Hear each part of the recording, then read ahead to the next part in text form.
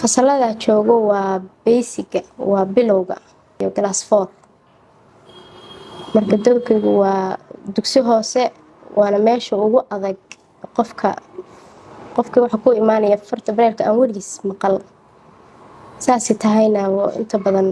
waqti iyo dadaal kadib qofka wuxuu noqdaa qof fartii fahmi kara qori kara akhrin kara hadhowna fasalada caadiga u gudbi kara fasalka koowaad labaad saddexaad ilaa wixii kasii sareeyay maxaa ka mid markaa caqabadaha ugu waaweyn aad kala kulantaan inaad dadka bartaan farta bareelka والله caqabaduhu way badan yihiin qof wax ku imaanaya weligiis aan fartiiba inuu aamino wax ku qaadanaysa dhowr sano fartan de weligiis ma uusan arag asagoo qofkii aaminsaneen oo kalsoonidii oo dhanka dhuntu ku imaanaya aaminsaneen inuu wax baran karo haddana waxa laga yaabaa time inay ka qaadato inaad ka dhaadhicisid qofkan kalsoonidiisa dhistid kadibna uu aamino inuu wax baran karo markaasna uu hadhowtii waxbarashadii hadhow markaas bilaabi karo farti fahamkeedii iyo caqabado way iska jiraan way intee sanay ku qaadataa qofka inaad bartaan farta bareelka laba sano يعني qofka markaas aragga la baan sheegayaa qofka haduu mar u soo jeedo uu diyaar u yahay wax badan kuma qaadato bil iyo ka yar qof weyn markuu ku yimaado hore wax u soo baran oo farta bareelka hore u maqal waqti bay ku qaadanaysaa imise arday baa bartaa wala ardada hadda inta badan iskoolku waa laba qayb oo boodi oo ardadu way seexataa qaybtood meesha ay ku leeyihiin waxbarashada qayb waxa jirta banaanka laga soo qaado gabdhaho dhan iyo qayb wiilasha kamid ah inta badan inta familku magaalada u degan tahay marka labadaba wax dhaqaale laga qaado ma aha waa gartay marka duruufaha ay qabaan ardayda halkan wax lagu baro ma duruufo kala duwan baa marka aragga laga hadlayo mase waa duruuf isku mid ah oo ardaydu aragga wax ku barta bal inoo kala arrintaas noo sheeg kala duwanaanshaha ardayda way kala duwan yihiin horta si guud aragga way uga siman yihiin wada arag la yihiin qof araggiisa qaba meesha waxaa kama barto waxay ku kala duwan yihiin yani arday waxaa jirta looga maskaxiyan aan dhamaystirnayn oo arday xoogaa maskaxdooda wax ka dhiman yihiin iyo arday aragtidooda qaar habeenay maalin isku mid ah wax arkeen qaar maalintii xoogaa wax arka way kala duwan yihiin maxaa ka wadaa arday maskaxdooda wax ka dhiman yihiin way jiraan oo dhowr sano 10 sano wax ka badan macadka jooga intuu macadku furnaa arday ilaa xilligaas jooga way jiraan oo ku adag tahay farti inay bartaan marka laakiin dadka waxay ku kala qaybsan yihiin dad aragga aan waxba arag iyo dad maalintii wax arka way kala duwan yihiin badankooda macallimada ma jecesha waa jeclaa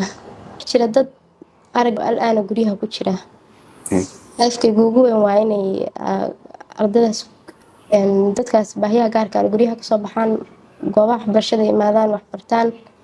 yani asaagoodna ay la tartamaan marka ma jiraan arday aad ku dhiirigelisay inay wax bartaan oo halkaa yimid oo adiga dadaalkaaga iyo wacyigelinta aad samaysay wax ku yimid oo wax ku bartay way jiraan waa sheekay kuwaas way jiraan oo arday aan yani meelo kale isku soo baranay kadibna aan kula taliyay inay iskoolkaas imaadaan oo hadda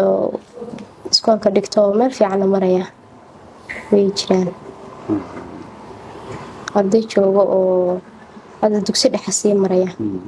waa gartay maxay ahayd marka wacyigelinta aad siisay ardaydaas sababay inay halkan yimaadaan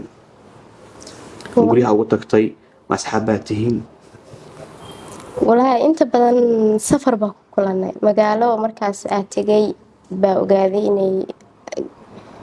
reer baan yani isbaranay oo darisna waa ahayn waxaa ogaaday inay arday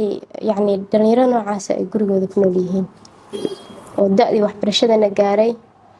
marka waalidkooda inta badan aan la fariistay la tashtay ardaydiina waa isbaranay marka waa la keenay waalidkood baa fududeeyay inay halkan imaadaan marka ardaydaas maanta waxaad u tahay macallimada wax barta Yeah. si kaloo ma jira aad dad wacyigelin u samaysay oo aydan wada joogin oo aydan is arag meelo kala duwan adduunka ku nool aad wada nooshaan teknolojiyadu idinka caawisa inaad is heshaan oo aad wax bartid oo aad caawisid oo aragga baahiyo gaara ka qaba? way jiraan haddii waxaa jirta Facebook iska baranay ayaguna laftigoodu alaan aysan u saamixin inay halkan yimaadaan laakiin og inay wax baran karaan. iyo arday kale waxaa jirta hab online ayagana fartabareelka ugu baro. fartabareelka way yaqaanaan laakiin luqadda carabiga baa baraa oo aan meeshii joogaan luqadda carabiga fartabareelka aan loogu dhigin. waa gartay Faiso, fartabareelka markaad baranaysay caqabadaha ka soo martay wax noo sheeg,